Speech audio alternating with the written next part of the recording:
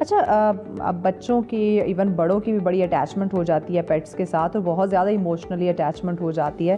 तो for example अगर उनका जो पेट है वो मर जाता है तो उसके बाद फिर किस तरह से बच्चे को इमोशनली यानी कि उसको कंट्रोल किया जाए या स्ट्रॉन्ग किया जाए, और ख़ुद भी बड़ों की अटैचमेंट हो जाती है तो कैसे अपने इमोशंस को कंट्रोल किया जाए फिर? क्योंकि वो जी बड़ी एक्चुअली हैपनिंग होती है जो इंसान सडन उसको एक्सेप्ट नहीं कर पा रहा होता। जी एक्चुअली पेट जो है ना आपको लॉस एंड ग्रीफ भी सिखाता है कि किस हम्म। तरह मैनेज करना है, hmm. Because it's a big thing when you lose a pet, it's just like you lose a human being. Hmm. तो आप बच्चे को वो चीज हैंडल करना भी सिखाना होता है कि किस तरीके से सेंस ऑफ लॉस को आपने मैनेज करना है। हम्म। यू नो, जैसे एक इंसान का प्रॉपर बरियल करते हैं, उसको दफनाते हैं, वो छोटी छोटी वो चीजें कीजिए ताकि बच्चे को थोड़ा सा एक पता लगे कि okay this is a stage also हाँ। In any person's life. Hmm. और फिर आहिस्ता आहिस्ता उसको ट्रेन करता है ये चीज कि आगे जब आप कोई बड़ी लॉस, यानी God forbid the loss of a parent और अ सिबलिंग और एनीथिंग, तो उसको हम्म। किस तरह हैंडल करना, मैनेज करना है। बाय द हम्म। वे बच्चे के लिए ये बहुत मुश्किल होता है, लेकिन पेरेंट्स की सपोर्ट के साथ ना आप आहिस्ता आहिस्ता उनको मैनेज करना सिखा सकते हैं। एग्जैक्टली, ये अब डिपेंड करता है कि पेरेंट्स साथ जो है वो किस तरह से ट्रेन कर रहे हैं। जो लोग जी पेट्स रखने के शौकीन हैं या जिन्होंने पेट्स रखे हुए होते हैं, क्या दूसरों के मुकाबले में उन लोगों में गुस्सा या ये मूड स्विंग्स जो हैं ये कम हो जाते हैं?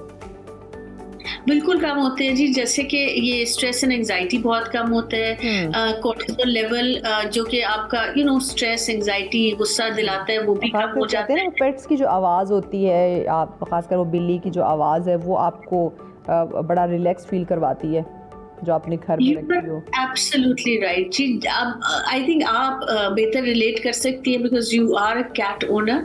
सो जब कैट आपकी अपनी कैट की आवाज हाँ। आती है ना, आप उसको आइडेंटिफाई भी कर सकते हैं। आपको पता एग्जैक्टली। होता है कि ये इस कैट की आवाज है। It's a very strange thing, yes. But human beings इतनी उनमें एबिलिटी होती है कि यस। वो मतलब अपने चाहे 4 पेट्स हों चाहे 10 पेट्स हों, हम्म। आप हर पेट को फर्क उसकी आवाज से आइडेंटिफाई करते हैं। तो आप देखें कि कितना ज्यादा एक अच्छा, बॉन्डिंग डेवलप जानवर भी होती बहुत है। फील करते हैं इवन, जैसे मैंने बताया कि मैंने भी कैट रखी हुई है। तो उसमें ये कि अगर हम कहीं एक दो दिन के लिए जाएं फैमिली, तो घर में अगर कोई एक फर्द यानी अब्बू रह जाए उनके साथ ही वो रहे, तो वो लिटरली वो ऐसे रिस्पॉन्ड कर रही थी जैसे वो होता है ना कि कोई रो रहा हो या बहुत सैड हो, या वो रिक्वेस्ट कर रहा हो कि बाकी सब कहाँ हैं, मुझे उनकी तरफ लेके जाओ।